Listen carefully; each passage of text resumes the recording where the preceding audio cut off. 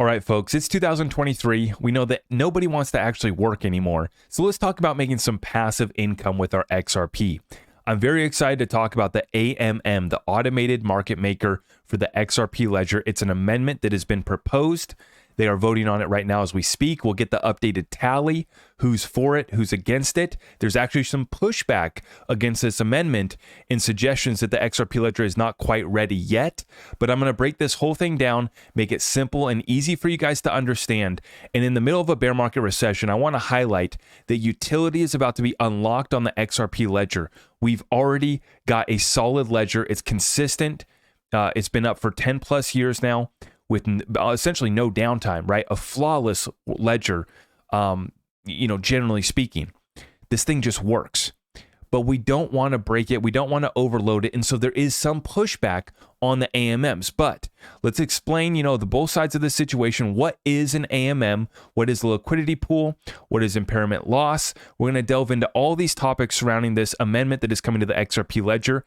This, in my opinion, is the final ingredient to the secret sauce that is the XRP ledger, right? So Ripple has long stated that they get their clients on with RippleNet, where they're using, kind of blockchain technology without XRP, but then they get them on the secret sauce, which is the XRP ledger, and the product was called on-demand liquidity as of late, and now they have changed it to just Ripple payments. So they're not distinguishing between RippleNet and ODL, it's all just Ripple payments, and some of it is settling with XRP. Now, what's exciting about this, I got a chance to have a conversation with Vet from XRP Cafe, huge shout out to Vet, and Ryan from Crossmark Wallet. He actually spoke at the XRP Ledger Apex Developer Summit in Amsterdam that just occurred about a month ago. And both of these gentlemen came into my Twitter space this last Sunday, and I had about an hour to basically run through all questions in relations to the XRP Ledger, amendments, there's clawbacks, there's cross-chain bridge capabilities. And there was a lot of things that we covered, but in particular, the AMM is so exciting. And what we finally start to see with this AMM, and Vet kind of confirmed this is where Ripple will potentially move some of their on-demand liquidity flows, these corridors where they're moving and trading, they've been taking place on centralized exchanges. When the AMM passes and gets adopted by the XRP ledger, if it does, this is when we would most likely see Ripple start to move some of these settlements, some of these corridors to the AMMs on the XRP ledger. So instead of the transactions and the liquidity flowing through these centralized exchanges, it would actually be flowing through the DEX. Excuse me. And so this is something that, has long been a FUD piece for folks attacking Ripple and XRP, is they're saying that basically Ripple's on-demand liquidity is only flowing through centralized exchanges, it's not in the public DEX, and in a way, on-demand liquidity doesn't affect price, or it's not making price go up. I'm not going to delve into that topic here. I can debate that in a different segment. But in today's episode, I want to focus on the AMM. And what's exciting to me is that this moves Ripple's ODL potentially flowing through the DEX into the same liquidity pools that me and you are going to be using. Because I had to clarify, I thought that Ripple was going to have their own liquidity pools and that me and you would maybe create a liquidity pool with our buddies, and that would be separate. But that's not the case. I was mistaken. And I'm learning so much from these guys that are way smarter than me when it comes to the technical developer work. But each currency pair is only going to have one liquidity pool. So XRP to US dollars, that's only going to be one liquidity pool. XRP to Bitcoin, XRP to Ethereum. It's only going to be one liquidity pool. That's it. And we're all going to be contributing to that one. So there's not going to be a bunch of different liquidity pools. I was mistaken when I was trying to understand how this whole thing's working out. And that's why in today's video, I'm going to try to move through this, quickly and concisely, but break it down and make it simple and easy for you to understand how we can generate some passive income from the AMM. Because that's what everybody wants to know, right? How do we make some dang money in the middle of a bear market recession? Let's run it up and get right on into it, folks. So we're taking a look right now. This right here is xrpscan.com, and we're waiting to get 28 out of 35 DUNL validators, right? This is the confirmed list recommended by the XRP Ledger Foundation and Ripple. Okay, and so we have 35 validators that make up that list, and we need to see 28 of them vote yes. Currently, we got the Ripple validator right here being the only one on the DUNL list to be voting for the AMM. So if you wanted the updated vote tally, you got one, right? We got one vote from Ripple. Nobody else has voted to pass it yet. Even XRP Vet right here, you can check. He's voted in favor of 4 amendments right here. Reduced offers clawback, which has been a very contested topic. By the way, they won't be able to claw back XRP. That's just for issued assets. I'll talk about that one in a separate video. XRP fees and NFT token remint. Okay, so you can see here we only have one vote so far on the AMM, and there's some folks that think that this might be too much overload. There's some folks that think that we need to just pass it. I'm going to share the opinion here of Francis Bovine Swift. He gives us his 2 cents on the XRP Ledger AMM, saying there are risks, there are always risks. There are also rewards. The AMM fits nicely into the tool set of financial ledger capabilities that the XRP Ledger offers. From what I've read, Joel Katz, that would be David Schwartz, creator of the XRP Ledger, one of 3, doesn't seem worried about the impact. Ripple has already cast their vote in favor. I don't see not implementing the AMM on the XRPL. The functionality will give XRPL users a second option for trading that doesn't involve traditional exchanges. That's right, folks. This could actually take away a big use case for the centralized exchanges. I mean, they just wouldn't be necessary once these actually get built out and the liquidity is flowing. The XRP Ledger implementation adds additional protections for participants that most other AMMs do not, right? So just like everything with the XRP Ledger, we're doing it better, adding additional protections that most other AMMs do not have.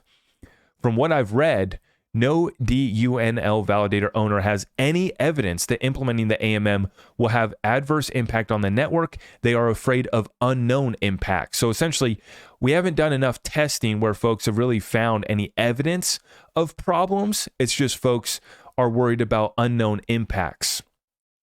And you know what they say about fear, right? False expectations appearing real. I think we need to pass this thing. I don't want them to break it, and the developers know more than me, so I just listen. I pass it off to these guys who are much smarter than me when it comes to this stuff. I mean, these are the real validators. And Francis shares this. I already voted for it on my validator, even though it is just a vote of confidence, not of consequence. And so he is not on the DUNL list, but nonetheless, he is a validator. We appreciate the support, and that's what makes the XRP Ledger so strong. Now, someone who is not in favor of it is Daniel. Daniel has shared some concerns with us. Huge shout out to Daniel. Casino Coin and CTO of Eminence. And he actually put out some great information here on the AMM, and I'm going to play his video, at least a couple minutes of his video, explaining the automated market maker in a nutshell. Okay, so a huge shout out to Daniel. Really appreciate this video here that he put together on the XRP Ledger automated market maker. I'm going to let him play this clip and kind of explain in simple terms what this is. This is going to be the summary of what the AMM is and how one works, and then he's going to share a quick example. This will just be a couple minutes here. Great video here by Daniel, though. I'll give him credit for this, even though he's not in favor of the AMM quite yet. Okay, we still like you and appreciate you, Daniel. And the link for this full video will be in the description down below. In a nutshell, an AMM is like a robot banker that helps people easily swap different types of money using a big shared pot. People who add money to the pot get special tokens and can earn fees from the swaps. But there are some risks if the market changes a lot. They can also vote on settings and bid for fee discounts. If the pot empties, the robot goes away, but can be brought back by refilling the pot. Let's look at an example. Step 1. Creating a money pot with the AMM robot. Alice creates a new money pot with a pool using the robot. She chooses 2 types of money, US dollars, USD, and XRP. She puts in 1000 USD and 10 XRP. In this example, we assume an exchange rate of $1 per XRP for easy math. Alice gets special tokens, LP tokens, from the robot as a thank you for adding money to the pot. These tokens prove she added money and can be used later to get her money back, plus some extra if the robot earns fees. Step 2. Bob makes a swap. Bob wants to swap his 100 USD for XRP. He doesn't have to wait for someone to take his offer. The robot does it instantly using the money in the pot. The robot uses a formula to decide how much XRP Bob gets for his 100 USD, ensuring it's a fair rate based on how much USD and XRP are in the pot. Step 3. Earning fees. The robot charges Bob a small fee, let's say 1%, for convenience. So Bob pays 1 USD as a fee, which stays in the pot. Now the pot has more money than it started with, which is good for Alice because she can earn that extra when she uses her LP tokens. Step 4. Alice withdraws her money. After some time, Alice decides to take her money out of the pot. Thanks to the fees the robot earned from Bob and others, the pot has grown to 1101 USD and 9 XRP. Alice uses her LP tokens to claim her share of the money in the pot. If she puts in 100% of the original money, she gets 100% of what's in the pot now, including the extra earned from fees. Step 5. Voting and discounts. Alice can also use her LP tokens to vote on things, like changing the robot's fee. And, if she wants a discount on fees, she can bid for a special 24-hour discount slot using her LP tokens. Conclusion. In this example, the AMM robot helped Alice earn extra money by providing a convenient way for Bob to swap his USD for XRP. Alice took on some risk by putting her money into the pot, but she earned fees from Bob's and others' trades as a reward. Bob enjoyed the convenience of instant, hassle-free trading, and the AMM robot managed it all automatically. If you enjoy explainers like this one, So a huge shout out to Daniel. I'll put the link for the full video down below. But that basically gives you the quick summary of it. And really the main risk here is impermanent loss. I'm going to explain that here real quickly for you guys. And, you know, when you take a look at this, it's very simple. In the most simple understanding of it, what we have here is basically a trading bot. That's the robot, right? That's trading between the two pairs. It's using an algorithm to kind of set the fees and everything. But that can be voted on by the liquidity with your liquidity tokens, right? Your liquidity pool tokens. Sorry. And so this is where your share and your ability to kind of control the fees on these is going to be based off of how much you contribute, right? So it's really a decentralized, it's decentralized liquidity is what this is, right? And it's using a robot, an algorithm, a bot in between to conduct these trades and to accomplish building out that liquidity. Now, I'm going to share this. This one comes from Blockworks, and it's kind of a summary, the investor's guide to navigating impermanent loss. And they share a quick example right here. The ultimate cause of impermanent loss is unequal price changes. Though it is important to remember that your return is calculated after collecting fees. So even if unequal price fluctuations can cause impermanent loss, you may still be able to make a profit and rewards from transaction fees to cover the difference. For example, let's say an ETH Bitcoin pool is programmed to keep the value of both baskets set at a 1-to-1 ratio, meaning the value of all Bitcoin would be the same as all Ethereum. At the same time of your deposit, 1 Bitcoin equals 10 Ethereum across most other exchanges. So you deposit 4 Bitcoin and 40 ETH. At the time of depositing the tokens, the size of the pool was 20 Bitcoin and 200 ETH. So your total share of the liquidity is 20%. So you have 1/5 of that liquidity pool, right? A month later, ETH doubled in value while Bitcoin's price has stayed the same. This is where the problem comes in, right? But the value of both token baskets in the pool don't yet reflect the Ethereum, the Ethereum market-wide price of 0.2 BTC. So arbitrage traders rush in to buy ETH at the discount until the pool ratio and token prices match the market rate, right? So this is where you're going to have lenders versus arbitrage traders. And these arbitrage traders are going to come in and they're going to basically come in and fix when the value gets distorted here and gets out of whack, they're going to come in and they're going to trade to make that money until that discount is gone, right? Until we match the market rate.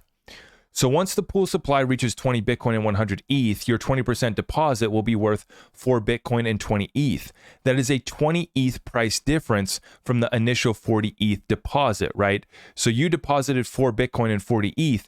Now, because of the price fluctuations, you're only getting paid out. Your deposit will be worth 4 Bitcoin and 20 ETH, right? So you're short 20 ETH, resulting in an impermanent loss of 20 Ethereum. But it just so happened that the transaction fees were extraordinarily high, providing an additional 10 ETH to your share of the pool. In this case, the loss on your return would only be 10 ETH at market value. It is impermanent because the supply of tokens in the pool can return to a 1 Bitcoin to 10 ETH ratio in the future. The loss becomes permanent, right? Once the funds are withdrawn from the pool. So once you actually sell out, take your tokens out of the pool, then you will realize that loss, right? Or that gain, depending on what's happened, right? It's called impermanent because you haven't identified the loss yet. It's like being in a trade that is down, but you're not selling out. It's like my Bitcoin shorts, right? Some of my Bitcoin shorts I rode down 20, 30, 40%. And I rode those suckers back to take profit at 10 and 20%. Stuck to the model. Yeah, did I get some of my calls wrong? Yes, but I had margin and I had room and I was able to ride it back. That's the same thing, basically, what's taking place right here, is as long as you don't sell out and that pair gets back to where it was, you can still make your money back. But, if that doesn't happen and then you sell out, then the loss becomes permanent once the funds are withdrawn from the pool. But if a liquidity provider gains enough exposure, rewards from transaction fees can potentially make up for the impermanent loss. So if you are making fees, there's a chance, right, that you're going to be covered and you're going to have made more, even though you're going to be making less when you're pulling out your initial investment, right? Because you've been making money off the fees. What happened and where this went bust, and I'll just share a quick example, right, is Time Wonderland. All these crazy projects that were paying out 80,000% returns. I kid you not. That was the reward. 80,000% returns. It was a glorified Ponzi scheme. And actually what this was, it was a decentralized Ponzi scheme. And all of the new money coming in was being used to pay out the old money. It was one liquidity pool, Time Wonderland, for US dollars. And originally, you're getting paid all this liquidity pool token. You're getting paid back in Time Wonderland token. Well, the problem is that eventually that token fell off a cliff, and I think it dropped some 99%, and the rewards that you were paying actually fell off too. So in a lot of cases, the rewards for your liquidity pool, your fees that you were collecting, in a lot of cases, the fees would vote and get changed, and they would drop, and the more people that came in, that liquidity got better, the margin, that spread got tighter, and so there was less money to make off the fees. And then in a lot of cases, the underlying asset dropped, incredibly, like Time Wonderland did. And so even though you were making back a bunch of Time Wonderland, it was worthless, essentially, right?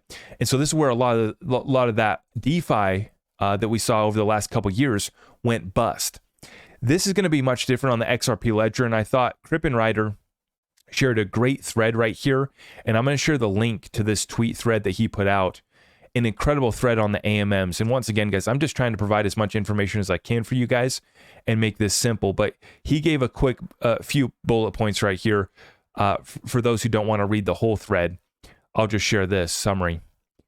Impermanent loss is offset by trading fees and liquidity pool token burn, right? So just like I was explaining, your impermanent loss, it could be offset by the trading fees that you're going to be making. And then in this case, the liquidity pool token burn that's going to take place on the XRP ledger AMM. You also have low volatile phases are ideal for joining a pool. Large, reliable pools with vetted token issuers are key. If you believe XRP will reach 589 tomorrow, you should not participate in any of the AMM pools. And in another one of these posts, he said that most of them will be less than 5% return. So if you made it this far and you're disappointed that it's 5%, I'm sorry, but this is going to be sustainable. And that's what we want, guys. That is the future, right? The days of, I just shared this in my CPI report of the CPI lies 3.7%. We know that inflation's probably double that. Real inflation is probably 10 to 20% on anything that matters, right? The days of inflation, the days of, volatility and these assets being manipulated or rigged, that comes to an end when we get this transparency. We bring it onto a decentralized liquidity pool where everyone kind of gets to see what's happening. There is an arbitrage opportunity for traders, but most of us are going to be lenders. So most of us are just going to be in the position of making passive income. We're not going to be active arbitrage traders. We're just going to be passive lenders that are loaning our tokens to the liquidity pool. And if we get into these liquidity pools that have low volatile phases, that's when we would maybe look to make an entry. And then we want large, reliable pools with vetted token issuers are key. The other thing that I'm going to add here is that look at the corridors that on-demand liquidity is already, going through, and the first corridors that Ripple could potentially move to the AMM DEX. Those could be some of the biggest, deepest liquidity pools, right? Because Ripple's already got flows of liquidity going on over here, right? They're already putting, 10 billion per year through on-demand liquidity. Actually, over 10 billion. I don't know what the current numbers are, but well over 10 billion per year. Now, that's really, really small, right? But as this grows out and as they move all of that potentially, or at least some of it, to the XRPL DEX through the AMM, we get to contribute to these same pools. And if these are the same pools that Ripple's firing up these corridors and moving them on over here, they're going to probably be a lot deeper, right? And so I would look at some of these corridors, Philippine peso, the currency has to be brought to the XRP ledger. That's the one thing though, right? So if an asset hasn't been issued on the XRPL, then you're not going to be able to add that to a liquidity pool. The only liquidity pools that will be created are between XRP and issued assets on the XRP ledger. Now, we already have plenty of other currencies on the XRP ledger. We have plenty of other cryptocurrencies on the XRP ledger. And I'm excited to see a whole lot more issued assets come to the XRP ledger, right? And I think this is going to be, there's going to be so much utility coming to the XRP ledger, but this AMM capability for me is going to be so massive because that ability to control the asset still while leveraging it is what the elite and wealthy do, right? So we've talked about taking out loans against our XRP, using our XRP as collateral for loans, to go buy businesses, to go buy real estate, to go leverage it into something else without having to sell, take a tax hit, right? And being able to leverage it while still controlling it. Well, the AMM is going to be another ability, way to do this. And I think that at the end of the day, if this all sounds kind of confusing, like, oh my gosh, how am I going to be able to do this? I'm going to tell you how you're going to be able to do it. These exchanges, really the use case for these exchanges going forward is to give you the ability to just tap the button on the app that says earn 5% on my XRP, basically staking it in a liquidity pool or lending it to a liquidity pool, right? Leverage your XRP, earn 4% rewards. Click the button here. That's how it's going to show up on the exchanges. And that's going to be the use case for them to provide is to give you a simple API, easy to use exchange where you already have your XRP stored and you can just hit the button, start earning 4% on my XRP, start earning 5% on my XRP. Maybe there's going to be some other ones that are going to be higher percent returns. I expect there's going to be some pools that start at, higher returns, but then they get brought back in as that, more and more people come in, that margin gets tighter. And as these assets stabilize, there's going to be less arbitrage to be made there as well too. So for me, I am interested in becoming an arbitrage trader. I'm definitely going to be looking at doing that. That's much more complicated. Not as simple as just simply lending your XRP to one of these pools or lending your issued assets to one of these pools. But nonetheless, I'm here to make as much money as possible, right? And that's what we do with trading, right? That, like I just talked about, shorting Bitcoin. The trades that we've already done. Now we look at the arbitrage opportunities here. There's going to be ways to actively trade this deal, and then there's going to be ways to just be a lender and make the passive income. I'm looking to do a little bit of both. And I think for most folks, the passive income is going to be the most appealing, and just being able to hit that button on the exchange where a lot of folks don't even do self-custody. And so just being able to hit that button on the exchange, flip the switch on earning passive income on XRP is going to be a really big deal. And it's going to make more people want to come into XRP, the asset as well, right? So this is going to be that flywheel effect of utility and liquidity on the XRP ledger. And it's a very exciting future in the middle of a bear market recession. I hope that I gave you guys a reason to be excited about this asset, excited about what's taking place on the XRP ledger. I know it's absolute chaos and destruction, and the world is burning down around us, but I do find some happiness, some peace in knowing that at least the XRP ledger is got a massive amount of utility and great stuff coming its way. And the XRP digital asset, the currency, is set to be a reserve bridge currency with some of the best liquidity in the world coming through the ledger that, it is the native asset too. That's an exciting opportunity. I hope that you guys enjoyed this video. If you did, please smash that thumbs up, share this one out far and wide, and we'll have a lot more coming this way on the AMMs and other amendments coming to the XRP ledger. So make sure you're subscribed, hit that notification bell. Everything else can be found at my website, ZachRector.com, and I will see you guys in the next one. God bless.